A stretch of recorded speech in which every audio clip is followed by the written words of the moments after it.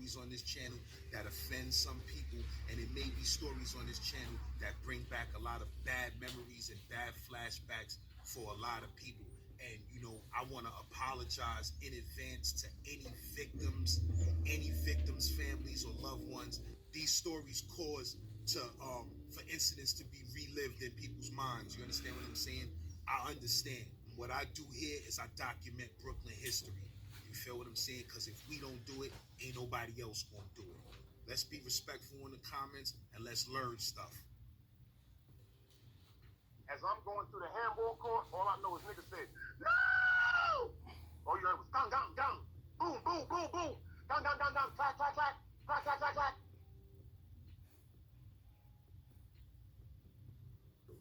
That shit real, man. Like that picture you sent me, son. I don't know where you got Robo picture from. Oh, dang, son. You see what Dello said? Dello brought him outside too, son. Like Dello brought a lot of animals outside, son. You said that the time when your moms made you go to the precinct for your loco getting robbed, that was the first time you had seen Son, or you knew Son already when they had him in the lineup? No, I knew Robo. I knew Sean from the hood. Like I said, he's from Eastern Parkway. And Eastern Parkway in Schenectady, right there next to where the old library used to be at. Diagonally across the street from PS 167. They stayed in that big building on Eastern Parkway. Yeah. They had a hard on so much to get Robo off the street because, like I said, Sean was in the street playing. I remember the same dreads I was telling y'all about from Schenectady and Sterling. He touched one of them. You know what I'm saying? Because, like, the whole ego thing between the tough Americans and the tough Jamaicans in the beginning was like a real clash of the Titans time. But anyway, when the detectives asked me, quote unquote, if I know him, or anything like that, I'm saying no. They literally walk me to the window and tell me, "You don't know this man right here?" How old was Son at that time? Robo, because I was in junior high school, so Robo had to be about, okay, so if I was 12, 13, about 13, because I graduated IS 390 when I was 13, no, 14, because I got left back because of attendance, not because of my academics, because of attendance. So I had to be 13, 14. So Robo had to be about 21, 22. Oh, so he was already damn near grown at that time. Yo, let me tell you something. From our hood, you're a grown man at 10. And Robo was outside. Like, he really was outside. Like, Dello brought a lot of us outside. How old was the bro when he got that name RoboCop? Oh, all right. The movie RoboCop came out in 1989, if I'm not mistaken. Yeah, I think That's so. when he got the first, not the 50. That's when he got the 4-4 Desert Eagle. It was a 4-4 version of it. I think it was called Calivia or Calvia. It had ridges on the top. It was like loops. It was like loops on the top for air holes for the shit to breathe because it was so big. But then about maybe a year or two later, he was playing with Fly Ty and them, and they went down to Atlanta, God bless the dead. And when that nigga came back with that 50 caliber, yo, listen to me, lads. You know how niggas be playing around in the street like everybody back in the days had the little 380s or the little Raven 25s. You know what I'm saying? No, this nigga had a 50, my nigga, and that shit, all jokes aside, that shit was sounding like a tank going off at night, bruh. Like, all jokes aside, no, I'm talking about, like, literally a tank. This nigga had the first gun that was setting off alarms, man, on people's cars, bruh. And carried that shit like it was nothing. He either had on a lambskin, either had on a Sherlin, he either had on a, because he had the 8-ball jacket. Like, I remember the nigga had the 8-ball jacket with the travel fox. That shit sticking right out his motherfucking jacket because he didn't care. He had a, like, you remember the police, leather vests the gun holsters they used to use back in the days, the old school cops? That nigga had one of them shits, bro. Word up, like, but back to the story. What Son was doing though? He was a stick-up kid or a drug me? Like, what was his MO? Oh, when Robo first came out, he was an everything. If I said that correctly. Jack of all trades, play more games than spades. You dig what I'm saying? RoboCop was an everything. Con man, stick-up kid. You know what I'm saying? You name name it, he did it. Hustler, digging pockets. I mean, all of us used to go. We used to go to 23rd and Rector, Midtown, 34th Street. Me, Wop, Chan. All of us, like it was a group of us. Like my man Biz from LG, Fruquan, Millard, Dembo. You know what I'm saying? Peter Rab, all the real rights. Rest in peace to my niggas. You know what I'm saying? Like Peanut. Yeah, we used to all go to the city and dig pockets. Like that was our thing. So that was RoboCop thing too. But him and his brother, they was just into each other. So when they got into something, they got into something themselves. It was never really like they didn't have to worry about nobody telling because it was just him and his brother. Him and his brother was Cody's on a lot of shit that they was doing in the street. But like I said, when they tried to get me to just say he did something that he didn't do, that was wrong. Number one, I don't fuck with police. I already knew that from day one. You know what I'm saying? But my mother, she didn't give a fuck about none of that bullshit. And she worked and paid taxes, and all she know is her child was robbed for something that she purchased for him. So she did everything she was supposed to do. But this is how the world is good. The police gets mad at me because I won't say he did nothing to me. Because he didn't do nothing to me. They get mad because they know I know him. And I'm feeling so bad because the nigga Sean, he's standing back in the monitor and he got a look in his face like, yo, what the fuck am I in here for? Because he done did so many things. Like, you dig what I'm saying? So I don't know if they just told him, yo, we got you in the lineup for robbing the kid that went to junior high school. I don't know if it was nothing like that, but he had a look of disgust in his face.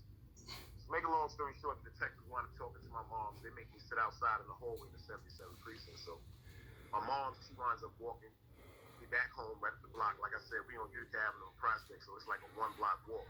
My mother, she's so upset. She was like, I don't believe you got me down there. And quote unquote, you won't tell them people the truth. I said, Ma, first of all, he didn't rob me. Now I can talk to her freely, you know what I'm saying, because we're in my home now.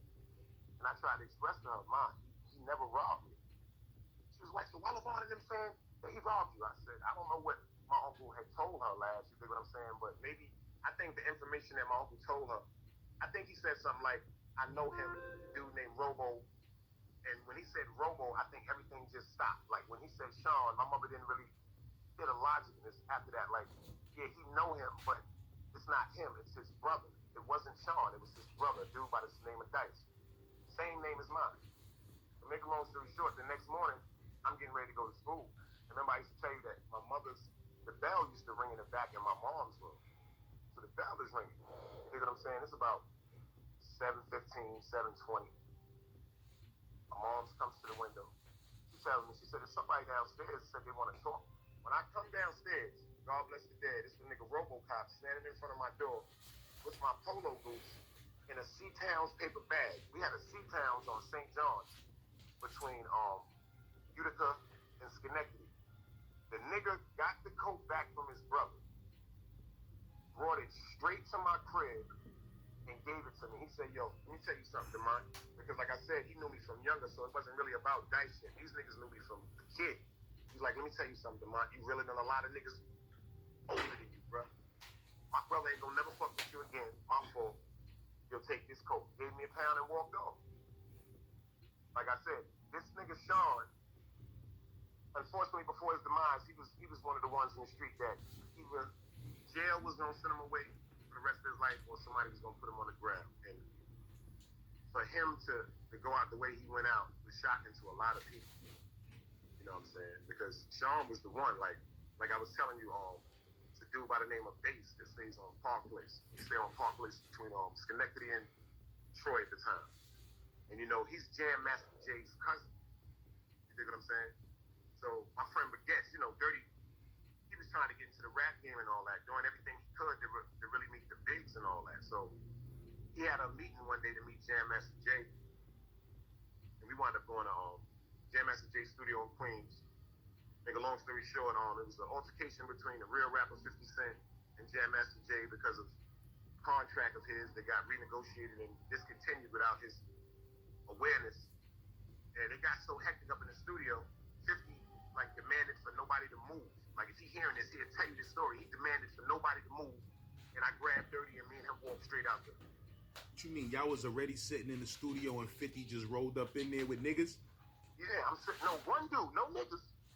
One big dude looking like something from the Green Mile. Yo, listen to me, bro. We was sitting in they had a lounge area and we was playing PlayStation. like I said, it was a group from Cleveland, Ohio, by the name of the Hillbillies. That's who Jam Master Jay had flew into New York and gave them a contract as far as promotion and record labels over 50 and drop 50, because 50 was in the street allegedly getting busy, and I think Jam Master Jay was trying to keep the street side of the street away from Jam Master Jay because this was his record label. And unbeknownst to us, like I said, I'm out there with baguettes, you know what I'm saying? Because I ain't let my little man go nowhere. He going to try to shop this motherfucking talent. Niggas banging on the door. Next thing you know, 50 walk up in there with some dude, like I said, looking like something from the Green Mile, my nigga. Him and his man. And they like, it was like a bank robbery because, like they said, it only take one gun to control the room. And I ain't see no gun. But by the way they walked up in there, yeah, it was somebody had a gun, man. The guard told me to get up. And I told Dirty, we out it. And we walked right past, like the dude that was standing at the door, I even said he gonna shoot us trying to walk out, or we gonna fight. The nigga let me and Dirty walk out. You dig what I'm saying? And the nigga Bass is the reason why we went out there. But back to what I was saying. We on Schenectady and Sterling one day, we chilling. Bass had a thing with drinking 40s, like he used to stand on the corner with these old English and drink 40s. Like, we on the corner get money. Like, I started this shit called Cocoa Puffs. Like I was telling you, anybody that know me will tell you, I had a card called Love Yourself. If you don't, who else will? The reason why I put that on the card is because my grandmother told me in life, baby, if you don't care about yourself, or you don't love yourself, how can you love someone else? So now, we on the corner, me and Bass, we out there getting our bread. Bass chilling, he just drink. Me and my team, we out there doing what we do. And he was like a big, muscular dude, like one of them dudes, like, you know, just strong for no reason, can't put his arms down, you know what I'm saying? Like the nigga was just really diesel like that, but he started slacking off because he started drinking and wasn't going to the gym. So, God bless, Robo's coming down the motherfucking block. Sean coming down the street on the same side, so he comes to go inside the little Dominican store we had, no, the Arab store we had. So when he goes to walk in the store, Bass, you know, he just had that persona about him, like, yo, I'm Bass, so, you know. People gonna bow when they see me. All jokes aside, the nigga Robo respectfully like pause for a second to give him a chance to like move out the whole direction of the frame of the door, and he didn't. The nigga RoboCop took his arm and his body and literally brushed him so hard it's like it pushed him back towards the door. So now the nigga Robo goes in the motherfucking store. I don't know what he went in the store for, Lance. It could have been a cigar. It wasn't no beer, nothing, but I know he turned around, and as he came to come back out the store and open the door, the nigga Bass is running his mouth. What about these niggas don't know? Yo, so help me God. Quicker than you could flip a light switch. This nigga Robo done pulled that 50 out and pushed that shit in the bottom of his chin. Now he's pushing him in the corner of the door. Like you know how back in the days they had the gates that you'd have to pull down? Well, the grease on the door, this is where Bass' head is at. And he got this 50 in the bottom of his chin. And I'm looking at him going, yo, Sean, chill. Like, all jokes aside, the shit scared me so bad. Like, I just literally looked at him like, chill, my nigga. Like, he not even like that. So the nigga Robo's so mad, he got the gun literally in the bottom of his chin. Bass had a 40 ounce in his hand. That shit dropped to the floor. So it seemed like it's taking a long time, but this shit happened so fast. And the nigga just looked at me and was like, yo, Demont, this your man? This your man? The whole time, all that tough guy shit Bass had, that shit shrunk like a pair of shorts. And the dryer too long, my nigga. Literally, his chin is up in the air, and like you see how like his chin is up, his eye is looking towards me, like cutting out the corner of his eye, like, Dice, please. I said, yo, Robo, chill, my nigga. Chill. That shit wasn't about nothing. That nigga Robo said, you lucky. Thank this nigga. Because he just saved your life. Took his gun, put that shit right in his motherfucking stomach, and walked down the block like nothing ever happened. I mean, this dude was really, anybody know Sean White from Eastern Parkway in Schenectady, RoboCop, and he was nice and bold. You dig what I'm saying? That's the sad part about the world. Like, I know so many dudes that when it came to that basketball or that baseball, they can manipulate that sport to their advantage, but when it came to academics, just like Sean, unfortunately, his reading and writing and comprehension skills wasn't that high. So he dropped out of school. You understand what I'm saying to you? And then tackled the streets.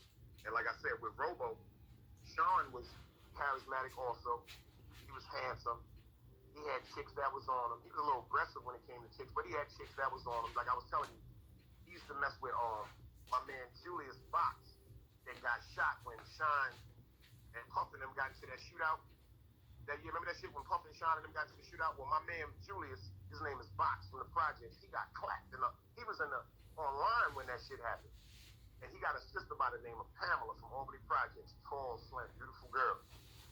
That was RoboCop's girl. But when Pam met the guard, Boo Bear from Brownsville, oh, that was it. You know what I'm saying? Because Robo, there's a difference between a nigga digging pockets money and a stick-up kid money as opposed to a nigga that got 4 or 5 blocks doing like 10 and 20,000 a day. Boo Bear was, like he was serious. Like I think he was walking around with, like I told you, he had a Gucci link on his neck that looked like a Febreze can, my nigga. Like that shit didn't even make no sense. The nigga had the Shabba Ranks Wonder Woman bracelets, big rings, like me, him, Chin, from Albany Projects, the Woods family, Big Ed, Jogger, Divine, God bless the dead, Kent Parker, House, Have, JC, Hoxie. Yo, we used to have some legendary motherfucking dice games in St. John's Park, bruh.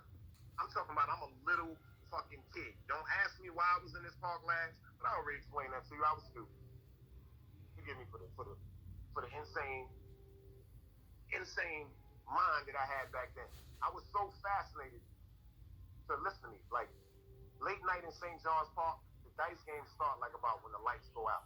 I'm talking about when it's pitch black. This is before the police was having curfews for the park and all that. You think what I'm saying? I'm talking about niggas from Kingston Avenue, Albany Avenue, Kingsborough, Brevoy Projects, Roosevelt, Franklin Avenue.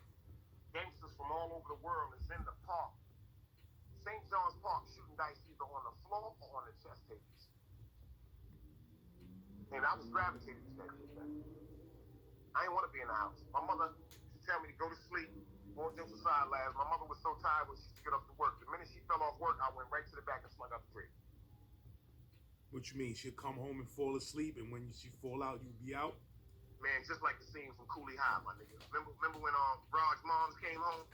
She wanted to whoop him, and she sitting at that table talking about, go get that belt, and fell asleep. That was my mother. Like, my mother was literally so tired at times, bro. Like, she would come home and be like, we had a Chinese restaurant across the street. Well, I don't feel like cooking. Go across the street and give me an order of fried gizzards and get you whatever you want. By the time I come back with that food, lads, my mom's asleep. That's how tired she was, bro. And when she went to sleep, let me tell you something, bro. She went to sleep. I'm talking about, my mom snored like it was 3 men in the room, baby. When she went to sleep, she went to sleep. And that's when I got out in the street. And you know my pops, he was smoking crack. You know what I'm saying? So he saw me in the street, and I guess he was so embarrassed of what he was doing, he didn't even see me in the street. You know what I'm saying? When I needed somebody to grab my ass and be like, yo, what the fuck is you doing out here, stupid? And beat me from wherever I was at to the crib. He couldn't do that, lads, because his mind was controlled by crack. Like I said, it just destroyed all, just like back again with Robo. Robo, like, was tall. His moms did his thing. He was flyer. But he got flyer when he started robbing. That's why I think, in my opinion, like certain things with school, like, it's really, really messed up. Like, everybody's comprehension skills aren't the same. And back in the days when we was coming up, lads, you know what they did. They put 28 to 33 children in one classroom with one teacher that wasn't mentally, physically, or even prepared in any aspect to deal with all the warps that's going on in the classroom. The teachers was 24 years old, 23 years old, younger than that. Not from my neighborhoods. Not even from my neighborhoods. So how could they really understand our problems or our needs? And then you got to think about it. I don't know about you, lads, but I always had a class where it was a girl that was in the class, like, she wasn't no teacher's pet, but she was so smart. She was the one that the teacher always left in charge of the responsibility. And it seemed like a lot of us that just needed a little more centering. Like some people can't pay attention at a whole. Some people need to pay attention one-on-one. You know what I'm saying? Like a lot of the smaller classes, I wish actually now I'd have went to them classes, even though I had no problem adjusting or learning anything, but I think with the smaller classes that people call special ed, where it's like 3 or 4 or 5 children, I think a lot of classrooms should be like that because some kids' attention span don't grasp as quick and doesn't hold as long as others. And that's why a bunch of us got in the street. Not me. Like I said, I went to school and got 2 years of college. You know what I'm saying? It's just that I wanted the best of both worlds. I did not want to be stupid and smart and stupid. If you understand what I'm saying. Did Boo Bear and RoboCop know each other? They got into something over a woman. Oh yeah, over Pam. Yeah, when Robo and Pam separated, like I said, I don't know if it was.